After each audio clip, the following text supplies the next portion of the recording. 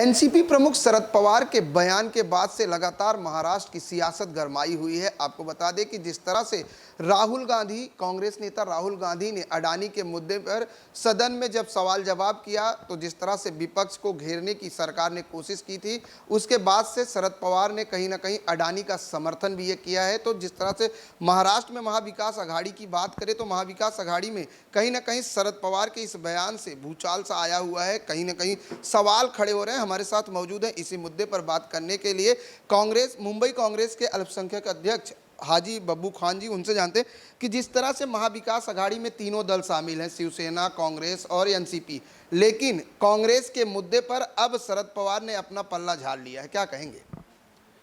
नहीं, कैसा है कि ये लड़ाई कांग्रेस की लड़ाई थी और ये पूरे मुल्क की लड़ाई थी, क्योंकि अगर नुकसान है तो पूरे देश का नुकसान है।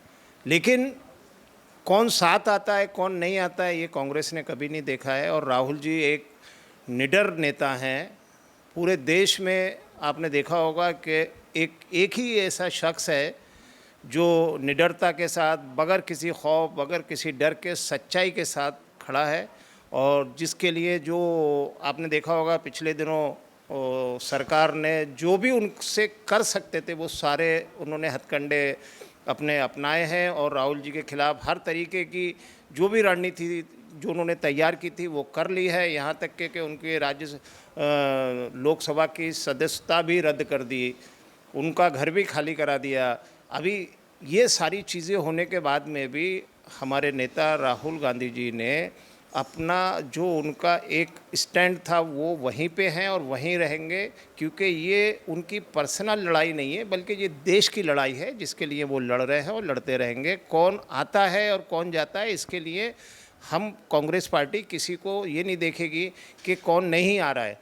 जो भी आएगा इस देश की लड़ाई में हम सारे लोग मिल के लड़ेंगे, और जो नहीं आता है उसको कहीं ना कहीं समझाने और उनको दिखाने की कोशिश करेंगे कि सच्चाई के साथ चलने वालों की हमेशा जीत होती है। सच्चाई के साथ चलने वालों की हमेशा जीत होती है। बब्बू जी, जिस तरीके से मसाल मोर्चा विपक्ष का निकला है, कितना सपोर्ट मुंबई में मसाल मोर्चे को मिल रहा है? विपक्षी दलों के समर्थन, जो आपके विपक्षी दल आपके साथ हैं, वो कितना सपोर्ट कर रहे हैं? नहीं, आपको मालूम है कि इस टाइम सारे त्यौहार और दुनिया भर के इश्यूज़ ऐसे हैं कि ख़ास करके आपने देखा होगा कल जो मशाल मोर्चा था, आप जिसकी बात कर रहे हैं, लोगों को जहाँ पहुँचने का आह्वान किया गया था, जहाँ पहुँचने का मैसेज डाला था, वहाँ लोगों को पहुँचने नहीं दिया गया। उससे पहले ही लोगों को अपने अरेस्ट कर लिया गया। और जो लोग कोशिश करके हमारे कांग्रेस अध्यक्ष भाई जगताप जी और कार्य अध्यक्ष चरण सिंह सप्रा जी, ये सारे लोग वहाँ पहुँचे थे, लेकिन उनको भी अरेस्ट करके गाड़ी में डाल के चौकी लेके गए।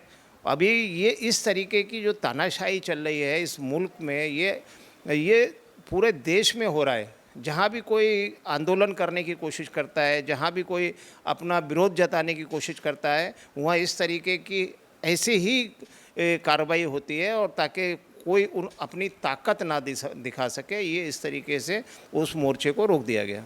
उस मोर्चे को रोक दिया गया। लेकिन जिस तरह से आज अगर राजनीति की बात करें तो राजनीति कहीं ना कहीं अब महापुरुषों पर, जाति धर्म पर आ गई है और व्यक्तिगत तौर पर अब राजनीति की जा रही है। जिस तरह से अगर बात की जाए तो वीर सावरकर के मुद्दे को लेकर माफ़ी मांगने के लिए लगातार जो है बीजेपी जो है कांग्रेस को घेरने की कोशिश कर रही है। और राहुल जी कहते हैं कि हम माफ़ी नहीं मांगेंगे, हम गांधी हैं, सावरकर नहीं हैं। क्या लगता है कि ये राजनीति कहाँ तक ले जाएगी देश की राजनीति को?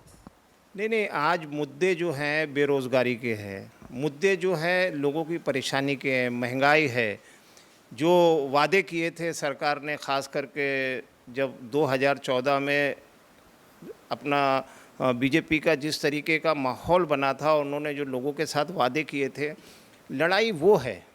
और उन मुद्दों को पूरा नहीं कर पाए, तो अब अगर कांग्रेस पार्टी या दूसरी पार्टी के लोग अगर ये बोलते हैं, ये अपनी मांग रखते हैं, या वो याद दिलाते हैं कि तुमने जो वादे किए थे वो पूरे नहीं किए हैं, ये मुद्दे जो आज महंगाई के मुद्दे हैं, जो वादा किया था कि हम पेट्रोल 35 रुपये में देंगे, आज 100 के पार पहुंचा दिया।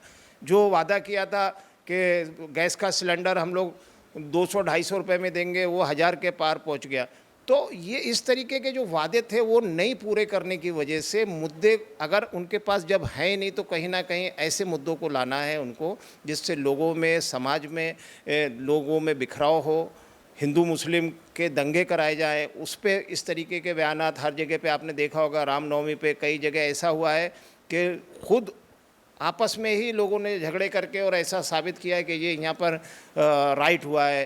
तो ये ऐसा करके लोगों के जहन भटकाना और लोगों को मुद्दों से भटकाना और जो लोगों की आज परेशानी है, मैं तो बोलता हूँ हमको सबसे पहले हिंदुस्तानी होना है। अगर हम हिंदुस्तानी बन के रहेंगे, हमारी ताकत एक बन के रहेगी, क्योंकि इस मुल्क को हमेशा ताकत जब भी मिली है जब सारे लोग मिलकर इसको ताकत देते हैं। हिंदुस्तान के 4 पिलर हैं हमारे इस देश के, वो चारों पिलर अगर मजबूत रहेंगे तो ये देश हमेशा ताकतवर रहेगा। लेकिन अगर इसको किसी एक पिलर को अगर हम कमज़ोर करने की कोशिश करेंगे तो ये देश कमज़ोर होगा। आपने देखा होगा कि नेपाल की हालत क्या हुई, आपने देखा होगा पाकिस्तान की हालत क्या हुई, आपने देखा होगा कि श्रीलंका की हालत क्या है।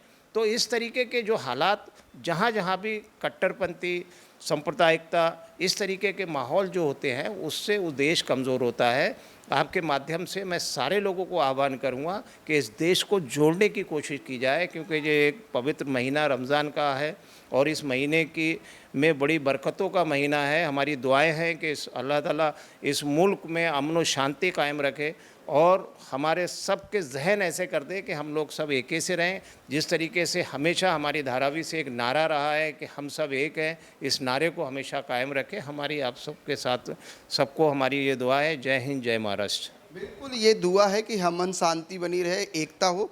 जिस तरह से अब अगर स्थानीय निकाय की बात करें, बीएमसी चुनाव को लेकर कई महीने हो गए, क्योंकि आप पूर्व नगर सेवक हैं, नगर सेवक थे धारावी के, जिस तरह से कार्य विकास कार्यों पर कहीं ना कहीं चुनाव न होने से विकास कार्य धीमे पड़े हैं, मानते हैं?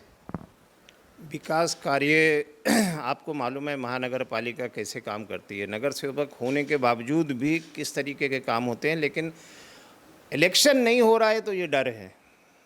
इस डर को हम नहीं बल्कि पूरा महाराष्ट्र और पूरा मुंबई के लोग जानते हैं कि ये इलेक्शन क्यों नहीं कराया जा रहा है। आज भी अगर इलेक्शन होगा तो यहाँ पर बीजेपी और उनके सपोर्ट वाले जो भी उनके दल हैं, ये सारे मतलब बुरी तरीके से हारने की कंडीशन में है। इनके सर्वे में इनको ऐसा मालूम पड़ रहा है कि ये लोग सब हारने वाले, इसके लिए ये इलेक्शन को देर किया जा रहा है। और अगर इलेक्शन अभी टाइम पे अगर कराते हैं तो यहाँ पर हमारा एक अच्छा रिज़ल्ट आएगा, ख़ास करके कांग्रेस पार्टी का, जो लोगों को देखने लायक का होगा। और इसमें राष्ट्रवादी और जहाँ तक शिवसेना महाविकास आघाड़ी की जो बात है, इसके बारे में तो हमारे सीनियर लीडर बताएंगे कि क्या होगा, लेकिन कांग्रेस एक अच्छा रोल अदा करेगी आने वाले कॉरपोरेशन के इलेक्शन में। बिल्कुल, हमसे बात करने के लिए धन्यवाद। लेकिन जिस तरीके से बात करें तो बब्बू खान जी ने कहा कि कहीं ना कहीं बीजेपी और शिंदे गुट को इस बात का डर है कि अगर बीएमसी चुनाव हुआ तो उनके हाथ से महानगर पालिका की सत्ता पूरी तरह से फिसल जाएगी, क्योंकि लगातार शिवसेना उद्धव गुट सत्ता पर काबिज रही है और अब महाविकास आघाड़ी के रूप में वो परिवर्तित हो चुकी है। और अब अगर बीएमसी चुनाव होते हैं तो शायद कहीं ना कहीं बीजेपी को इस बात का डर है कि उनके हाथ से मुंबई महानगर पालिका चली जाएगी, जिसकी वजह से चुनाव में देरी की जा रही है। कैमरामैन देवानंद सिंह के साथ प्रदीप शर्मा, इन 24 न्यूज़, मुंबई।